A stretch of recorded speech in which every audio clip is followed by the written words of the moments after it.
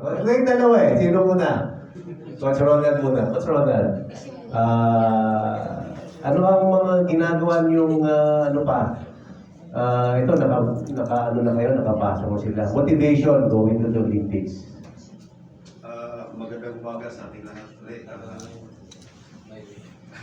Kakanta naman. Yung si Hergy naman, kaya na-qualify si Hergy dahil pinausap ko siya na dapat pag mag-commit ka ng isang bagay, kailangan mo trabahuan, hindi lang puro salita.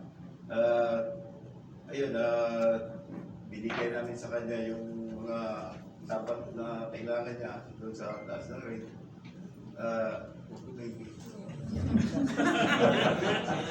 Iiyak ka na ha? Iiyak na.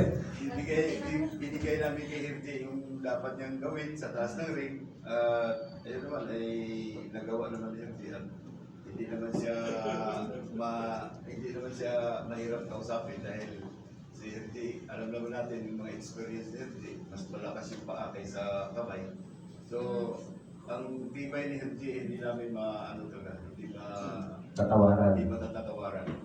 So, ayun nga, unang laban ni Hergy, ang sabi namin na kailangan, unang round mo lang, masaktan mo na yung kalaban mo para mag-iba yung laro. Yun naman ay nagawa ni Hergy hanggang sa last laro niya. So, yun lang ang ano namin doon. Wala na kami ibang instruction kay Hergy. Tinatanong ko rin si Hergy kung anong moto niya. Sabi niya, mananakit daw siya. Walang salamat po. Pareho tayo ng ano, Coach ah. Lagi namin sinasabi kay Hergy, saktan mo! Si Coach Ray. Coach Ray. Ayan. Sa mga ibang ano natin. Yes, good morning sa lahat, no? Well, yun yan, gaya ng sinabi ko ng first interview naman dito na for the second qualifying nga, yung mga natitira gagawa talaga ng history yung ngayon na talagang pipilitin. No? Even na ang hirap talaga ng qualifying sa boxing dahil na example na natin kay Carlo, kagaya nga si 5 na laro rin bago siya na-qualify. And then, ang hirap din ang natinanan niya.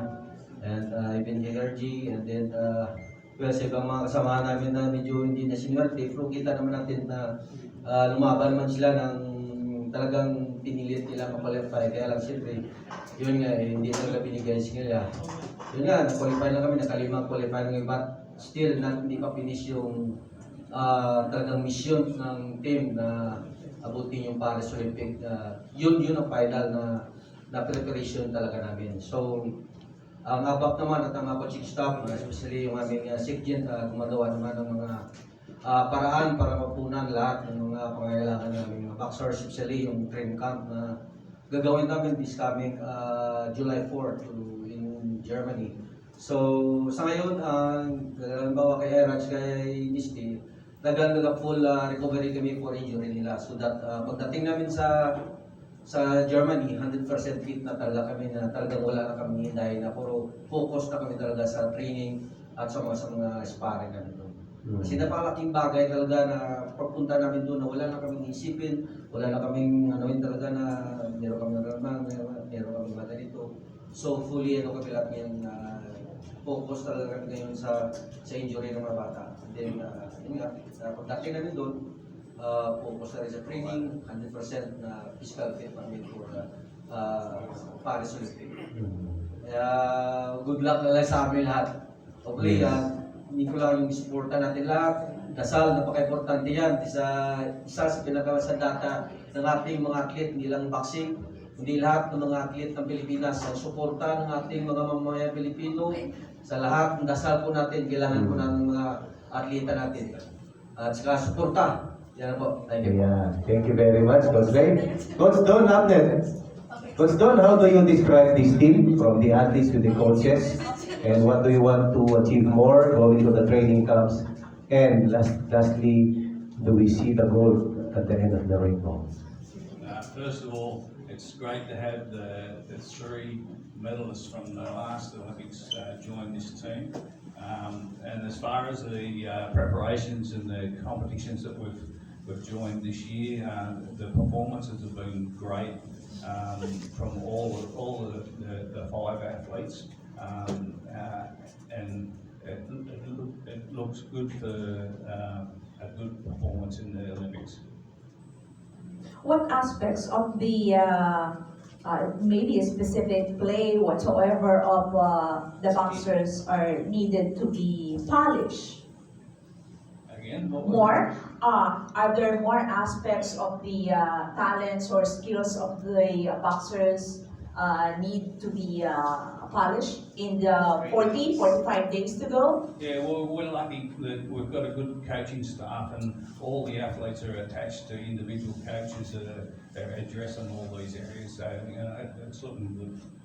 Yes. Okay, Secretary Marcos. Okay, have you scouted? Kompleto na ba bawat draw? More or less, alam na natin ang mga bansa na kalaban natin sa mga weight division nito, mga boxers na ito. Doon po sa aspekto na iyon, how do we prepare? Yeah, at this point we know who are the boxers that we're competing against, no? Because tapos na yung mga qualifying tournaments. No? So it's just really the draw that you're waiting for, the actual draw, which will be on the 25th, I think. 2 days before the start. No? But yes, even during the qualifying tournaments, our coaches are already watching the final few days.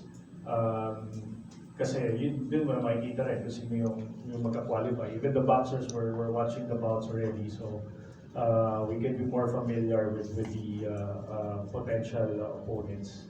So yes, and they also do video sessions rin once in a while to scout those opponents. So Yes. and yun, medyo maliit naman yung mundo ng boxing. So wala rin namang matatago yung bawat isa. At the end of the day, it's gonna be the execution of the competition plan during the actual competition day. Yes. Crystal, okay.